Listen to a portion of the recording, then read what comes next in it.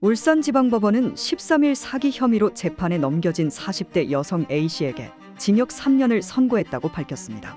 A씨는 2018년 9월부터 지난해 10월까지 30대와 40대, 50대 피해 남성 3명으로부터 모두 6억 7천여만 원을 뜯어낸 혐의로 기소됐습니다. 하지만 경찰 수사에서 밝혀진 피해자는 모두 7명에 피해 금액이 무려 30억 원에 이르는 것으로 나타났습니다. A씨는 2017년 9월부터 지난해 11월까지 무직 상태였음에도 소개팅 앱상에선 예술가, 갤러리 관장 등 부유층인 것처럼 행세해 교제하는 남성들로부터 사업 자금 등 명목으로 돈을 받아 가로챘습니다. A씨는 서너 명의 남성들과 동시에 교제하면서 새롭게 만난 남성에게서 받아낸 돈으로 앞선 피해자들 돈을 일부 갚는 돌려막기 수법으로 범행을 수년간 이어왔습니다. 특히 심부름 센터를 통해 변호사 대행을 할 사람을 고용한 뒤 자신의 부모가 피해 남성에게 거액의 유산을 남겼다고 속이는 방식으로 남성의 부모를 찾아가 5억여 원을 받아내기도 했습니다.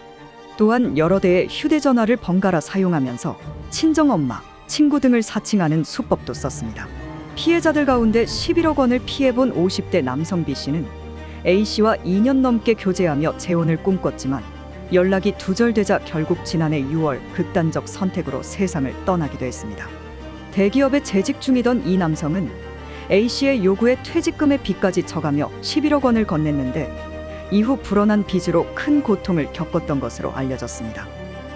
금액적인 것도 너무 컸고 퇴직금이나 이런 자기가 융통할 수 있는 돈을 넘어서서 빚까지 져서 도와줬기 때문에 이제 후반에는 거의 밥장도 없다시피 했거든요. 그 여자가 되게 공포심을 줬어요.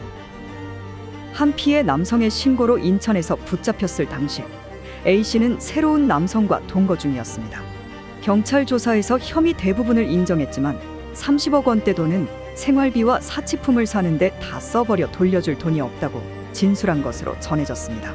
울산지방법원은 동종범죄로 실형을 산 후 누범 기간에 또 범행했고 피해자들로부터 용서받지 못했다고 선고 이유를 밝혔습니다. 수십억대 사기 행각으로 피해자 한 명이 숨지기까지 한 울산판 전청조 사건. 피고인 A씨는 3년의 수감 생활을 통해 모든 죗값을 치를 수 있을까요? 울산경제신문 ETV 뉴스였습니다. TV